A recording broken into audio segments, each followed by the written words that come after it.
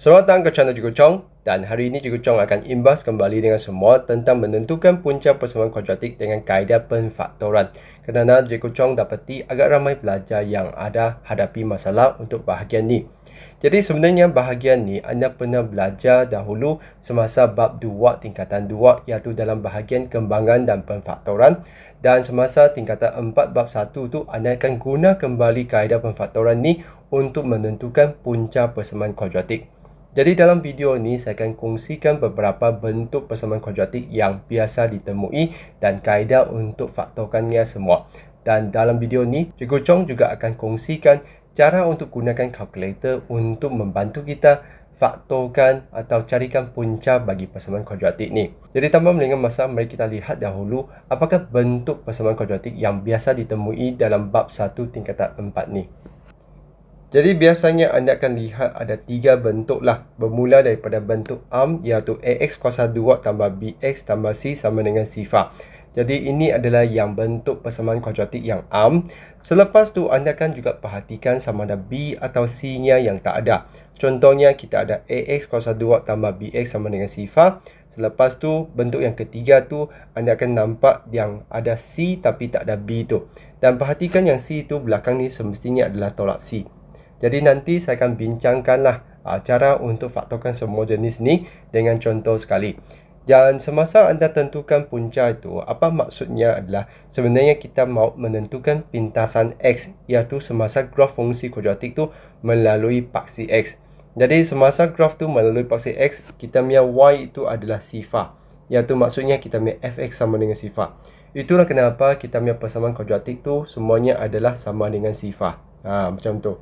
Sebab kenapa? Sebab kita punya y sama dengan sifar semasa menentukan punca. Punca itu adalah pintasan x. Contohnya anda perhatikan lakaran di sini. Jadi kita punya punca itu adalah pada bahagian ini, iaitu semasa kita punya graf fungsi kuadratik tu melalui paksi x. Jadi itu punca tu juga sebenarnya adalah pintasan x lah. Jadi anda mesti kena fahamkan tujuan kita tentukan punca semasa kita nak faktorkan persamaan kuadratik tu. Macam itulah maksudnya. Jadi seterusnya kita akan perhatikan setiap bentuk tu dan juga kaedah untuk faktorkan semua tu. Dan dalam video ni saya juga akan kongsikan macam mana kita gunakan kalkulator untuk membantu kita buat proses pemfaktoran ni dengan lebih mudah. Jadi mari kita lihat bentuk yang pertama. Jadi bentuk pertama yang kita akan bincangkan adalah persamaan kuadratik bentuk am, iaitu ax kuasa 2 tambah bx tambah c sama dengan sifar. Jadi dalam persamaan ni, nilai yang kita akan perhatikan dahulu adalah nilai c. Dan nilai c ni sebenarnya adalah datangnya daripada hasil darab dua nombor. Jadi semasa kita nak faktorkan persamaan kuadratik dalam bentuk am ni, kita akan perhatikan nilai c dahulu dan fikirkan apakah kombinasi yang mungkin bagi nilai c ni. Jadi kombinasi itu maksudnya apakah dua nombor yang boleh darab untuk hasilkan nilai c ini. Jadi kita perhatikan contoh di sini. Selesaikan setiap persamaan kuadratik berikut. Jadi apabila kita diminta untuk selesaikan tu, bermaksudnya kita diminta untuk carikan nilai x, dan untuk carikan nilai x untuk persamaan kuadratik ni kita mesti kena faktorkannya dahulu. Jadi perhatikan soalan yang pertama, x kuasa 2 tolak 5x tambah 6. Jadi kita mesti kena perhatikan 6 dahulu dan fikirkan apakah kombinasi penerapan yang mungkin untuk 6. Jadi 6 ni boleh dihasilkan daripada 1 darab 6. Lepas tu juga boleh 2 darab 3. Jadi ini dah dua kombinasi yang mungkin untuk hasilkan 6 ini. Selepas tu baru kita perhatikan nilai b. Nilai b ini adalah hasil tambah dua nombor itu. Jadi di sini nilai b untuk soalan pertama ni adalah negatif 5. Jadi kita kena fikirkan sama ada kita boleh tambah atau tolak untuk hasilkan negatif 5. Jadi di sini kalau kita nak gunakan 1 dan 6, dia hanya negatif 5 tu hanya mungkin 1 tolak dengan 6 dapat negatif 5. Dan untuk 2 dan 3 tu kalau nak hasilkan negatif 5 tu dia boleh negatif 2 tolak 3 sama dengan negatif 5. Macam tu. Itulah caranya macam mana kita pertimbangkan. Selepas tu kita cuba untuk masukkan. Gunakan darab silang tu. Kalau saya gunakan 1 dan negatif 6 dan lihat apa berlaku. Jadi bahagian depan ni kita akan darabkan. X darab x tu x kuasa 2. 1 darab negatif 6 tu dapat negatif 6. Selepas tu kita akan darabkan pula X darab dengan 1 dapat X. X darab negatif 6 tu dapat negatif 6X. Dan kita jumlahkan bahagian ni, kita akan dapat negatif 5X. Dan perhatikan di sini, ini adalah untuk kita punya A tu, iaitu depan sekali. Lepas tu negatif 6 ni, sepatutnya dia perlu adalah positif 6. Jadi maksudnya kombinasi yang pertama ni tak boleh digunakan. Sebab kenapa? Dia hasilkan negatif 6, sedangkan yang di sini adalah positif 6. Jadi kita perlu uji dengan kombinasi yang kedua, iaitu X darab X. Lepas tu kita masukkan negatif buat negatif 3. Jadi di sini depan tu kita akan darabkan X darab X tu X kuasa 2. Negatif 2 darab negatif 3 tu jadi positif 6. Lepas tu yang ini kita akan darabkan dengan X pula. Negatif 2X, negatif 3X. Dan kita akan jumlahkan bahagian ni, kita dapat negatif 5X. Jadi sekarang kita bandingkan, depan ni X kuasa 2 memang betul. Kita punya C tu memang adalah tambah 6. Dan yang kita punya B tu memang adalah negatif 5X. Maksudnya ini adalah kombinasi yang betul. Jadi kita akan ada X tolak 2 dan X tolak 3. Jadi kita hanya sekadar letakkan kurungan macam ni. Jadi saya percaya kebanyakan pelajar tu akan menemui masalah dalam bahagian ni. Jadi nanti saya akan kongsikanlah macam mana kita boleh gunakan kalkulator untuk membantu kita dalam bahagian ni. Selepas tu kita mesti kena asingkan dua kurungan ni sama dengan sifar. Jadi macam tu. Selepas tu pindahkan sahaja ke sebelah. Kita akan dapat X sama dengan 2 dan X sama dengan 3. Jadi inilah dua punca bagi persamaan kuadratik ini, iaitu nilai pintasan X lah, semasa kita punya Y tu sama dengan sifar. Jadi inilah caranya kita buat secara manual. Seterusnya saya akan kongsikan pula macam mana kita gunakan kalkulator untuk membantu kita carikan punca untuk soalan ni. Jadi semasa kita nak carikan punca untuk persamaan kuadratik, pertama sekali kita perlu pergi ke bahagian mod bagi kalkulator. Selepas tu bergantung kepada model kalkulator anda perlu carikan persamaan kuadratik tu, iaitu bentuk ini, iaitu AX kuasa 2 tambah BX tambah C sama dengan sifar. Jadi tekan bahagian ni. Selepas tu anda hanya sekadar masukkan nombor bagi A, B, C tu. Jadi nilai A ni adalah nilai yang di depan X kuasa 2 iaitu 1. Lepas tu tekan sama dengan. Dan untuk B itu adalah negatif 5. Lepas tu dan C itu adalah 6. Jadi di sini tekan sama dengan lagi. Dan anda akan dapat X sama dengan 2. Dan satu lagi adalah X sama dengan 3. Jadi kalaulah kita boleh tentukan daripada kalkulator tu, saya akan tunjukkan pula macam mana kita boleh gunakan kalkulator ni. Jadi kalaulah saya dapat daripada kalkulator X sama dengan 2 dan X sama dengan 3. Okay, sekarang ni apa yang saya perlu buat, saya hanya perlu patah balik. Maksudnya saya pindah semulanya ke depan. Kalaulah nilai X yang kita dapat tu adalah positif, maksudnya asalnya mesti dah tolak atau negatif tu. Sama juga yang ni pun sama juga. Jadi kita akan dapat X tolak 3 sama dengan sifar. Selepas tu kita hanya perlu letakkan ni dalam bentuk kurungan sahaja. Jadi biasanya kalau belajar yang ada masalah untuk fikirkan kombinasi untuk penfaktoran tu, anda boleh gunakan kalkulator untuk membantu anda. Dan anda mesti kena patah balik untuk lengkapkan proses penfaktoran itu. Jadi selepas ni saya juga akan bincangkan beberapa contoh dan saya akan tunjukkan langkah secara manual dan juga langkah untuk gunakan kalkulator sebagai kaedah untuk membantu kita dalam proses penfaktoran. Jadi di sini kita boleh gunakan kalkulator lah. Tapi nasihat saya adalah kalau boleh anda mesti kena cuba dahulu secara manual. Kalau tak dapat baru gunakan kalkulator lah. Jadi kita perhatikan contoh B pula. Jadi semasa contoh B itu dia akan lebih rumit sikit. Sebab kenapa? Kita juga perlu pertimbangkan nilai A itu. Sebab sekarang kita nilai A itu bukan lagi 1. Nilai A kita di sini adalah 2. Jadi seperti biasa kita akan pertimbangkan C kan dahulu, iaitu fikirkan kombinasi penerapan yang mungkin bagi negatif 10, iaitu dia boleh 1 darab dengan 10, 2 darab dengan 5. Jadi inilah dua kombinasi yang mungkin. Nanti baru kita fikirkan tentang negatif tu lah. Jadi daripada dua kombinasi ini, kita kena fikirkan macam mana kita boleh hasilkan negatif X tu. Jadi di sini sama juga kita perlu gunakan darab silang lah. Kalau secara manual tu memang ada lebih banyak kerja sikit. Jadi kita perlu tuliskan yang kita punya 2x pula. Jadi di sini semasa kita fikirkan untuk B pula, kita juga perlu ambil kira yang depan ni, iaitu 2x kuasa 2. Jadi 2x kuasa 2 tu boleh datangnya daripada 2x darab dengan x.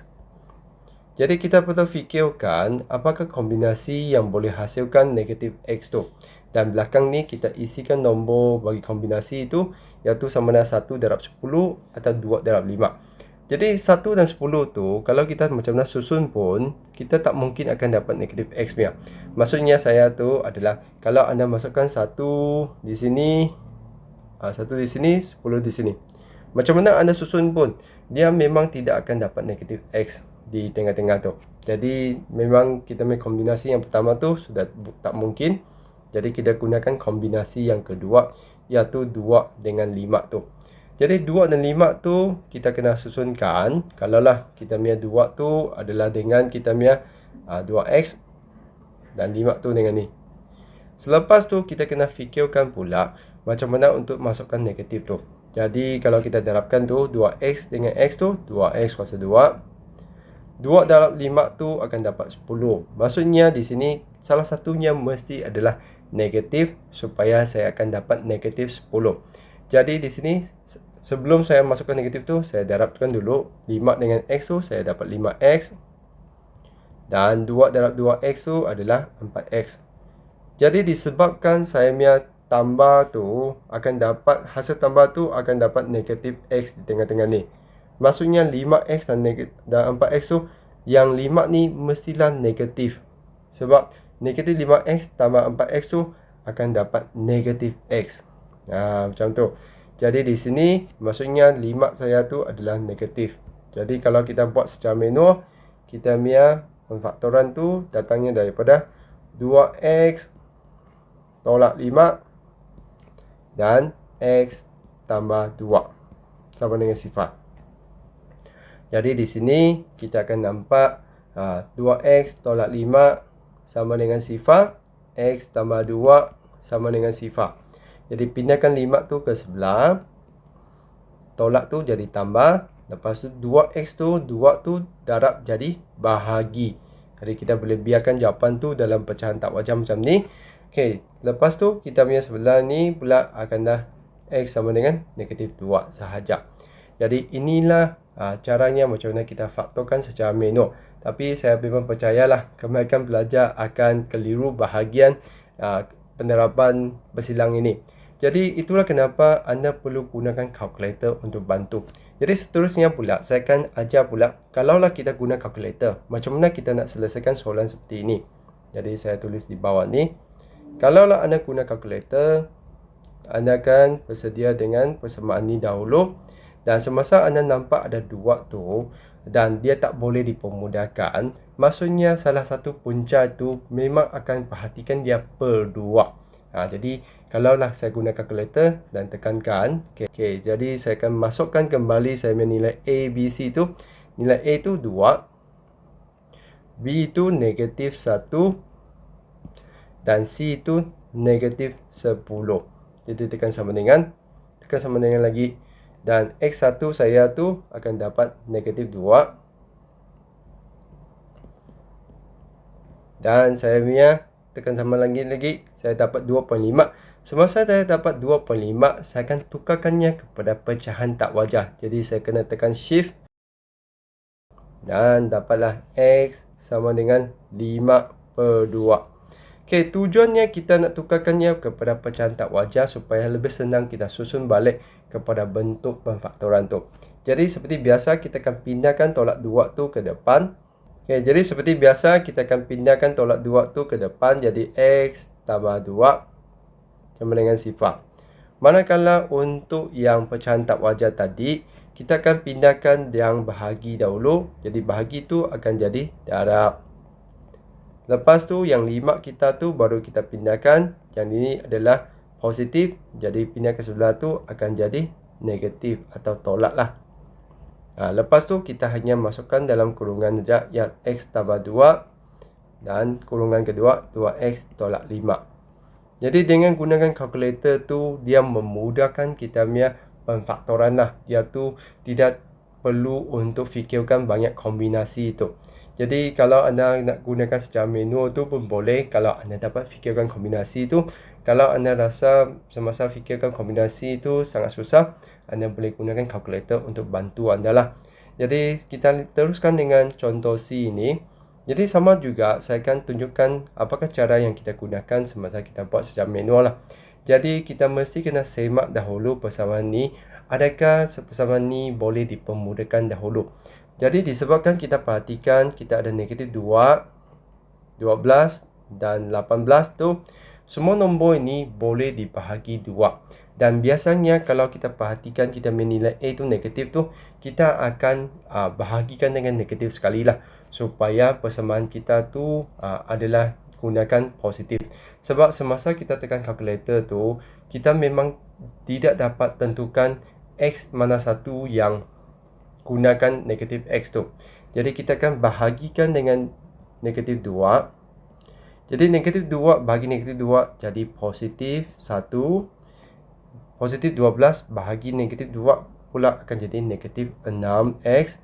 Negatif 18 bahagi negatif 2 pula akan jadi positif 9. Jadi sekali lagi kalau kita buat secara manual tu, kita kena fikirkan kombinasi pendaraban bagi nilai C iaitu 9. Jadi 9 ni boleh datangnya daripada 1 darab 9 dan 3 darab 3. Selepas tu daripada kombinasi ni kita kena fikirkan macam mana kita tambah tolak dua nombor tu boleh hasilkan 6. Jadi 1 dan 9 tu memang tak dapat. Jadi 3 dan 3 tu boleh. Iaitu di sini kita boleh gunakan negatif 3 tambah negatif 3 jadi negatif 6. Jadi kalau kita punya pendaraban silang tu kita buat macam ni. Iaitu negatif 3, negatif 3. Kita akan dapat X darab X kuasa 2. Negatif 3 darab negatif 3 positif 9. Lepas tu yang sebelah ni pula negatif 3x. Negatif 3x. Jumlahkan tu akan dapat negatif 6x. Iaitu kita punya pemfaktoran tu adalah menghasilkan satu nilai yang sama lah. Jadi kita akan dapat x tolak 3 sama dengan 0. X tolak 3 sama dengan sifar. Jadi x sama dengan 3. X sama dengan 3. Macam tu. Jadi kalaulah kita gunakan kalkulator pun sama juga. Jadi untuk gunakan kalkulator tu, kita tetap perlu ada langkah ini. Kalau tidak, semasa kita tekan kalkulator tu, kalau kita tekan terus yang asal tu, kita ada masalah. Contohnya, kalau saya tidak memudahkan dahulu. Jadi kalau saya tekan terus kalkulator, kita lihat berlaku apa. Kita akan dapati keadaan macam ni. Okey, jadi kita memang akan dapat terus nilainya X sama dengan 3. Jadi kalau kita dapat X sama dengan 3, macam mana kita susun balik untuk dalam tab yang asal kan? Memang kita tidak dapat susun balik jadi asal. Jadi kita mesti kena ada langkah ini. Selepas kita dapat ni, okey, kita hanya susun balik X tolak 3. Dan kalaulah anda nampak, kalau anda tekan tu X1, X2 tu sama, maksudnya dua ni mesti diulangkan. Macam tu sahaja kalau kita gunakan kalkulator lah. Maksud saya tu, you mesti kena tulis 2 kali seperti ini.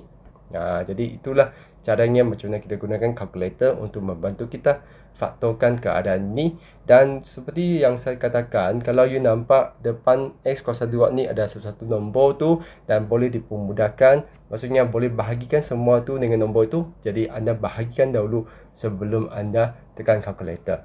Jadi cara macam tu lah. Jadi mari kita bincangkan satu lagi soalan untuk bentuk ARM ini. Jadi kalau kita perhatikan soalan D ini, dia belum lagi dalam persamaan kuadratik bentuk ARM. Jadi apa yang kita perlu buat adalah kita mesti kena susun semula untuk jadi bentuk ARM sebelum kita faktorkannya. Jadi kalau kita perhatikan bahagian ni ada kurungan tu, maksudnya kita mesti kena kembangkannya dahulu. Jadi yang depan ni kita hanya salinkan seperti biasa. Jadi belum kita buat apa-apa lagi. Yang belakang ni kuasa 2 tu maksudnya kita kena tuliskannya dan kita kena tulis berulang 2 kali macam ni. Selepas tu kita boleh gunakan tanda arah untuk membantu kita kena pasti mana satu yang kita perlu darabkan.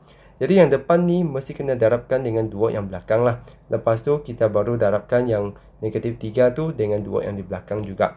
Jadi kita kembangkan. Jadi depan ni kita tetap salin seperti biasa sebab kita belum buat apa-apa lagi. Jadi kembangkan yang belakang tu, 2x darab 2x tu jadi 4x kuasa 2. 2x darab negatif 3 tu jadi negatif 6x. Negatif 3 darab 2x tu jadi negatif 6x. Negatif 3 darab negatif 3 tu jadi positif 9. Jadi macam tu.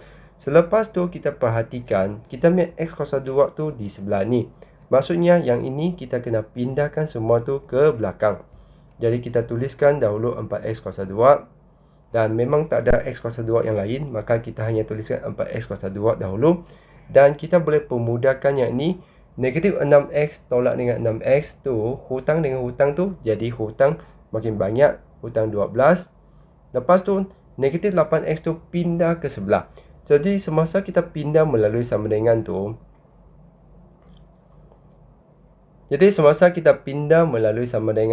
tanda tu mesti kena ubah. Jadi yang tolak tu akan jadi tambah. Dan kita ada tambah 9. Dan sama juga kita ada tambah 33 tu, kita pindah sebelah tu akan jadi tolak 33. Sama dengan kosong.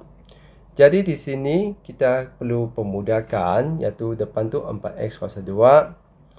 Hutang 12x bayar 8x tu jadi hutang 4x. Dan lepas tu 9 tolak 33 tu jadi negatif berapa? Negatif 20.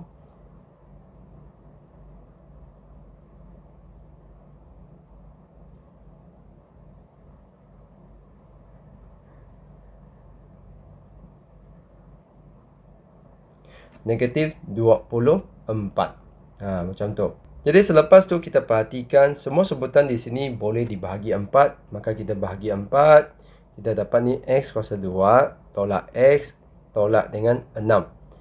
Jadi selepas tu barulah kita faktorkannya. Jadi perhatikan ini memang sudah bentuk dan kita boleh faktorkannya lah. Jadi sama ada anda nak buat secara manual atau boleh gunakan calculator untuk bantu anda. Jadi untuk soalan ni saya gunakan calculator untuk bantulah. Jadi sama juga kita mesti kena tekan dahulu bentuk tu dalam calculator kita. Selepas tu kita masukkan nombor tu. Jadi A di sini adalah 1, B di sini negatif 1 dan C di sini negatif 6. Tekan sama dengan, dan kita dapat X tu adalah negatif 2. Dan tekan sama dengan lagi, kita dapat ni X kedua tu adalah 3. Jadi selepas tu kita hanya patah balik untuk susun semula supaya kita lengkapkan proses pemfaktoran tu. Jadi tolak 2 tu jadi tambah 2. Manakala yang positif tu dia asalnya adalah tolak 3. Lepas tu kita hanya susunkan dalam dua kurungan seperti ini. Maka lengkaplah proses pemfaktoran kita. Jadi anda mesti kena tunjukkan proses tu. Sebab kalau anda hanya sekadar tunjukkan jawapan, anda tidak akan diberi markah. Jadi proses ni perlu ditunjukkan. Jadi begitulah untuk bentuk ini. Jadi seterusnya kita akan bincangkan bentuk yang kedua, iaitu di mana kita ada AX kuasa 2 tambah BX sama dengan sifar. Jadi di sini sebenarnya anda pernah belajar semasa tingkatan 2 dahulu, iaitu kita mesti kena keluarkan faktor sepunya dahulu. Jadi di sini apa yang berulang tu adalah X. Maka sebenarnya kita hanya keluarkan X, lepas tu kita dapat AX tambah B sama dengan sifar. Dan selepas tu kita hanya pecahkan 2 ni kepada 2 bahagian dan susun semula saja. Jadi kita bincangkan contoh di sini. Seperti biasa, arahan tu memang adalah selesaikan setiap persamaan kuadratik yang berikut. Jadi apa yang kita perlu buat adalah kita keluarkan faktor sepunya. Jadi yang berulang tu adalah apa? Adalah X. Jadi maksudnya kita boleh faktor keluar X. Lepas tu X tolak 3 sama dengan sifar. Macam tu. Selepas tu kita hanya X sama dengan sifar. Dan X tolak 3 tu sama dengan sifar. Jadi X kita tu adalah sama dengan sifar. Dan satu lagi tolak 3 tu pindah ke sebelah. Jadi positif 3. Jadi itulah dua punca bagi persamaan kuadratik ni. Kalau anda nak tekan calculator, sama juga dia tekan seperti biasa aja. Cumanya di sini tak ada nilai C lah. Jadi kita punya nilai A tu adalah 1. Nilai B kita tu negatif 3. Dan nilai C kita tu sifar. Tekan sama dengan. Dan anda memang akan dapat X1 tu sifar. Dan X kedua tu adalah 3. Jadi kita boleh gunakan kalkulator untuk semak lah sama ada kita faktorkan dengan betul atau tidak. Jadi kita bincangkan satu lagi contoh, iaitu contoh B. Jadi kalau kita perhatikan, di sini kita boleh faktor lebih daripada X. Maksudnya apa? Maksudnya selain daripada X tu, ada lagi nombor tu juga boleh difaktorkan. Jadi kita boleh faktor keluar 2X. Jadi anda boleh cuba dahulu sebelum dengar penerangan daripada saya lah. Jadi keluarkan 2X tu, apa yang tinggal tu adalah X di depan. Lepas tu yang belakang tu adalah 7. Jadi selepas tu kita hanya samakan 2X tu dengan sifar dan X tolak 7 tu dengan sifar. Jadi di sini kita dapat X sama dengan sifar bagi 2. Biar tu memang sifar lah. Lepas tu kita dapat X sama dengan 7. Macam tu. Jadi kalau anda nak gunakan kalkulator untuk semak jawapan, sama seperti tadi, kita hanya perlu masukkan nilai A dan B tu. A di sini adalah 2 dan B di sini negatif 14. Dan sin ini adalah sifar. Jadi tekan sama dengan, kita memang dapat X yang pertama tu sifar, X kedua tu adalah 7. Macam tu. Jadi sama langkah kerja seperti tadi, cumanya kita kena faktor keluar yang faktor sepunya saja, iaitu nombor atau huruf yang berulang tu. Jadi begitulah untuk bentuk kedua ni. Dan kita perhatikan bentuk terakhir, iaitu bentuk AX kuasa 2 tolak C. Maksudnya di sini kita tak ada nilai B lah.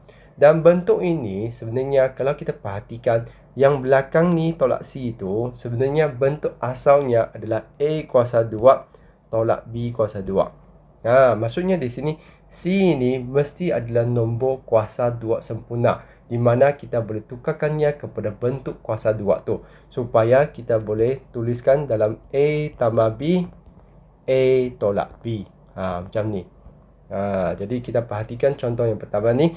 Jadi 4 ni boleh kita tuliskan sebagai 2 kuasa 2 lah. Jadi di sini kalau kita tuliskan, dia akan jadi X kuasa 2 tolak 2 kuasa 2.